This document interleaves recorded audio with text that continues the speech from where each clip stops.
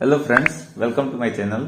आज की वीडियो में हम बताने वाले हैं मद्य निषेध एंड उत्पादन निबंध विभाग में दो पोस्टों पे बहुत ही शानदार और बहुत ज़्यादा वैकेंसी निकल कर आई है। इसके बारे में बताएंगे, तो प्लीज़ वीडियो को पूरा देखिएगा। क्या क्या चीज़ें हैं, सारी चीज़ों के बाद बताएंगे। एज लिमिट क्या है, सिलेक्शन प्रोसेस क्या है, क्वालिफिकेशन क्या चाहिए, कौन कौन लोग भर सकते हैं इस फॉर्म को, तो सारी चीज़ों के बारे में बताएंगे। तो प्लीज़ वीडियो को पूरा अंत तक देखिएगा। वीडियो अच्छा लगे तो वीडियो को लाइक करिएगा, चैनल पर नए हैं तो चैनल को सब्सक्राइब करिएगा। देखिए, ये जो विभाग है मद्य निषेध उत्पादन एवं निबंधन विभाग, इसमें दो पोस्टों पे निकला है। किस पे? सब इंस्पेक्टर प्रोहिबिशन और सब इंस्पेक्टर के पोस्ट पे कौन कौन लोग भर सकते हैं। देखिए, आवेदन की अंतिम तिथि 4/12/2023 तक दी गई है। आवेदन की करने की प्रक्रिया जो है वो भी बताई गई है। इससे पहले मैं देखिए, मद्य निषेध उत्पादन एवं निबंध विभाग सरकार एवं निगरानी विभाग, सरकार के विभिन्न पदों पर रिक्ति के संख्या नियमितर है। कर है सब इंस्पेक्टर प्रोहिबिशन में देखिए, वेतनमान जो दिया हुआ है लेवल 6 का दिया हुआ है। रिक्ति पद इसमें है 63। ठीक है।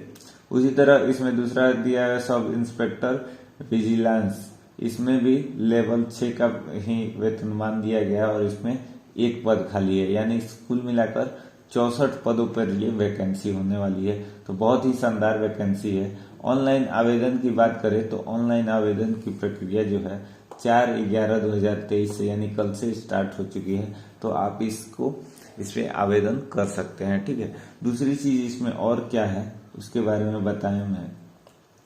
देखिए, जो आवेदन है आप भर सकते हैं, ऑनलाइन तरीके से भरेंगे इसको। ठीक है। वेबसाइट जो है ऊपर दिया गया है, इस वेबसाइट पे जाके आप आसानी से भर पाएंगे। ठीक है, फॉर्म को। अगर आप कहिएगा तो इस पे एक नया वीडियो मैं जारी कर दूंगा कैसे फॉर्म को भरना है। ठीक है। आगे देखिए, इसमें कह रहा है कि आवेदन करने के लिए पात्रता क्या चाहिए। तो पहली बात है कि आप इंडियन सिटीजन होने चाहिए, यानी भारत के नागरिक हैं, तो आप इस फॉर्म को भर सकते हैं। लेडीज हैं या जेंट्स हैं, आप कोई भी हैं, यानी पुरुष और महिला दोनों लोग भर सकता है। दूसरी चीज इसमें क्या कह रहा है कि किसी भी मान्यता प्राप्त विश्वविद्यालय से आपको स्नातक यानी ग्रेजुएशन किए होना चाहिए। किसी भी कैटेगरी से किए हैं आप, आर्ट साइंस जिससे भी किए हैं, आप इसमें क्या कर सकते हैं, फॉर्म भर सकते हैं। आपने स्नातक अगर पास किया, ग्रेजुएशन किया है। एज लिमिट की बात करें तो इसमें एज लिमिट जो दिया हुआ है 1/8/2023 के आधार पर किया गया है। अलग अलग कैटेगरी के लिए, जैसे जनरल, ओबीसी, एससी, एसटी, सबके लिए अलग अलग क्राइटेरिया रखा गया है कि उनका एज लिमिट क्या होगा। नीचे मैं बताऊंगा इसके बारे में। और बात करें कि एज लिमिट काउंट कैसे किया जाएगा, तो आपके मैट्रिक या समकक्ष उसके अनुसार जो भी आपका डॉक्यूमेंट होगा उसके बिना पर ही ये जारी किया जाएगा। तो देखिए, सबसे पहले आरक्षण रिजर्व यानी सामान्य के लिए बता रहे हैं 20 वर्ष से लेकर 37 वर्ष के जो है पुरुष और 20 वर्ष से 40 वर्ष तक की महिला इस फॉर्म को भर सकती हैं। किसके लिए? सामान्य के लिए, जनरल के लिए। पिछड़ा और अत्यंत पिछड़ा के लिए 20 से 40 वर्ष दिया गया है न्यूनतम उम्र सीमा। एससी एसटी के लिए देखिए 20 से 42 साल दिया गया है। ठीक है। इसमें और क्या कर रहा है? कर रहा है बिहार के वैसे सरकारी सेवकों जैसे उच्चतर वेतनमान की सेवा एवं संवर्ग में जाने के लिए प्रतियोगिता परीक्षा में भाग लेने हेतु अधिकतम आयु सीमा 5 वर्ष की छूट दी जाएगी। ठीक है। अब जिस भी कैटेगरी से होंगे उनको 5% की छूट दी जाएगी। जैसे जनरल पर ही मान ले तो 37 वर्ष अधिकतम सीमा दी गई है। अगर वो उसी विभाग में हैं और आगे की पोस्टिंग के लिए कर रहे हैं तो वो क्या, उनको 5 साल की और छूट दी जाएगी, यानी 42 साल तक वो भर सकते हैं। किसी सैनिक और भूतपूर्व के लिए 3 साल का दिया हुआ है। और ये सारा चीज मैट्रिक के आधार पे किया जाएगा। इसमें देखिए, अभ्यर्थी का मापदंड यानी शारीरिक फिजिकल टेस्ट भी किया जाएगा। क्या क्या चीजें हैं उसमें? ऊंचाई, सीना, वजन। ठीक है। अंक देख नहीं होगा, परंतु विहित अनाहत पूरी नहीं करने वाली अभ्यर्थी असफल घोषित किए जाएंगे। यानी इनका मापदंड किया जाएगा, इससे कम होगा तो आपको नहीं लिया। जैसे ऊंचाई दिया हुआ है, अनारक्षित सामान्य वर्ग के लिए 165 सेंटीमीटर ऊंचाई होनी चाहिए, यानी हाइट की बात की जा रही है यहाँ पे, ठीक है। अत्यंत पिछड़ा वर्ग के लिए 160 सेंटीमीटर, अनुसूचित और अनुसूचित SC/ST के लिए 160 सेंटीमीटर और सभी वर्ग की महिलाओं के लिए 155 सेंटीमीटर हाइट होनी चाहिए, ठीक है।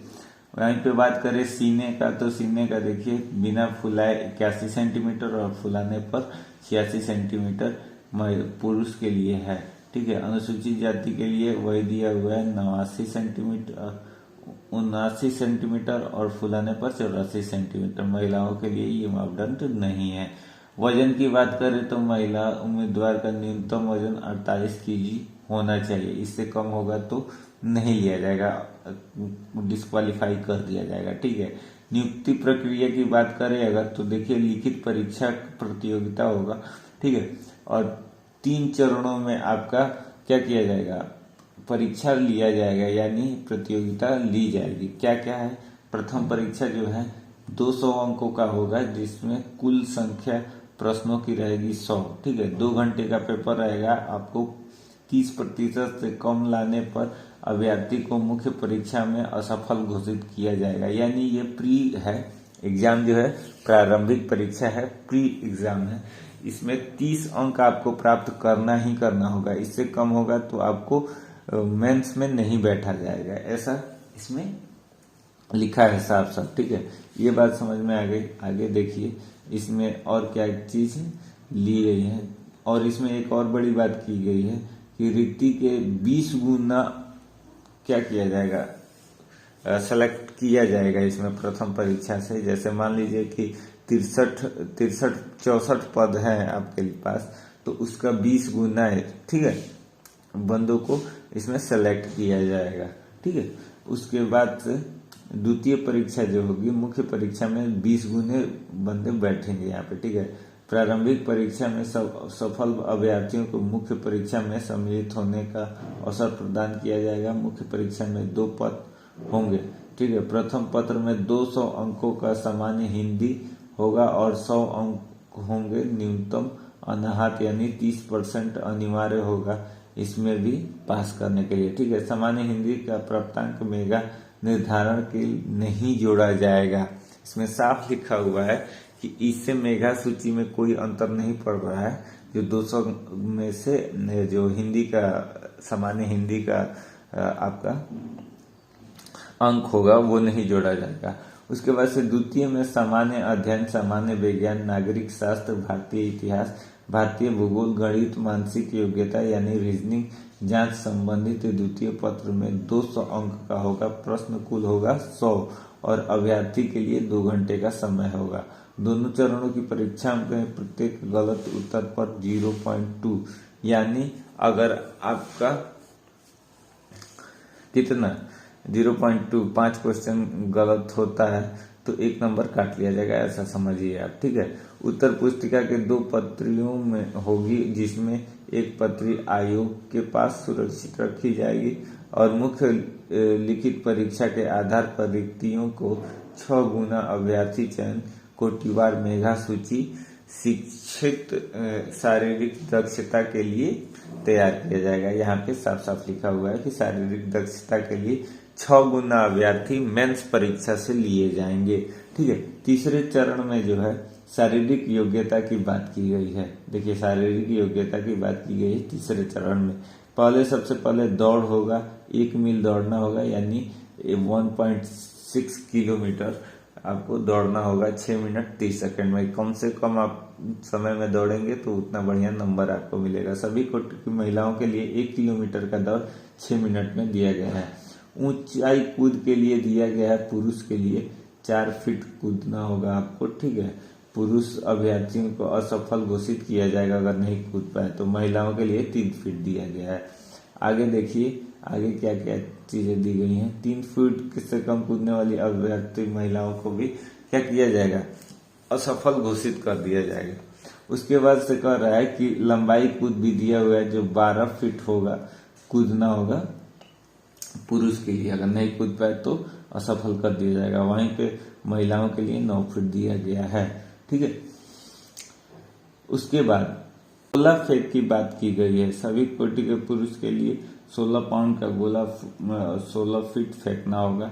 इससे कम फेंकेंगे तो आपको डिस्क्वालीफाई कर दिया जाएगा। आगे देखिए, इसमें महिलाओं के लिए जो है 12 पाउंड का 10 फीट फेंकना होगा, तो इसमें भर सकते हैं। अब देखिए, इसमें कह रहा है कि निम्न नियमों समय पुरुष के लिए 6 मिनट 30 सेकेंड और महिलाओं के लिए 6 मिनट दौड़ पूरी करने वाले अभ्यर्थियों को ऊंचाई कूद और गोला फेंक के स्पर्धा में न्यूनतम और विनिश्चित मापदंड पूरा नहीं करने पर असफल घोषित कर दिया जाएगा। ये साफ साफ लिखा हुआ है। सारी चीज होने के बाद आपकी मेगा सूची जारी होगी। अंतिम रूप में सफल अभ्यर्थियों की मेगा सूची मुख्य लिखित परीक्षा में प्राप्त अंकों के आधार पर मेगा सह प्राथमिकता क्रमानुसार आरक्षण कोटिवार तैयार की जाएगी। ठीक है, आपका मेगा सूची जो होगा वो अंतिम रूप से तैयार किया जाएगा, जो द्वितीय मुख्य परीक्षा हुआ है उसके आधार पर। ठीक है, और वो आधार क्या होगा? आधार ये रहेगा कि जनरल में कितने सीट हैं उसके आधार पर आपके प्राप्तांक अंकों में, और पदों की संख्या, महिलाओं का आरक्षण भी दिया गया है कि कितना 35% आरक्षण है, यानी 27 है, तो 9 महिलाओं के लिए रिजर्व सीट है। और हर कैटेगरी में है, जैसे अनुसूचित जाति, अनुसूचित जनजाति, अति पिछड़ा वर्ग या पिछड़ा वर्ग, पिछड़े वर्ग की महिला, इसके सबके लिए क्या किया गया है? ये अनारक्षित सीट दिया गया है, यानी 63 में से 21 पद महिलाओं के लिए है। ये साफ साफ यहाँ पे दिखाया जा सकता है, देख सकते हैं आप। ठीक है, तो ये दे दिया गया है। उसके बाद से आरक्षण के बारे में कुछ बताया गया है कि इस नियम के आधार पर ये लागू किया गया है। ठीक है, उसके बाद से देखिए, सारी चीज होने के बाद से आपका मेडिकल जांच होगा।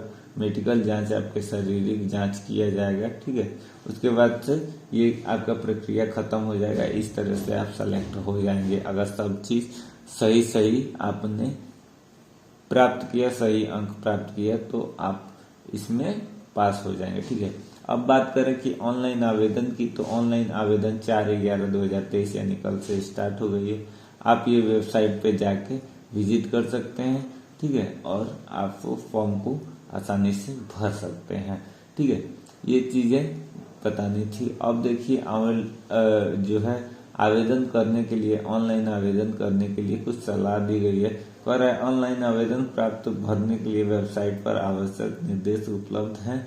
अभ्यर्थी को सलाह दी जाती है कि आवेदन भरने से पूर्व दिशा निर्देश भली भांति अध्ययन कर ले और आवेदन प्राप्त करने की सभी सही अंकित करे। सब चीजों को सही तरीके से भरना है, ये करना है। ठीक है, इसमें देखिए, पहले पंजीकरण करना है, यानी रजिस्ट्रेशन करना है, और मोबाइल नंबर, ईमेल आईडी देना अनिवार्य होगा। इसमें ये चीजें इसमें साफ साफ लिखी हुई हैं।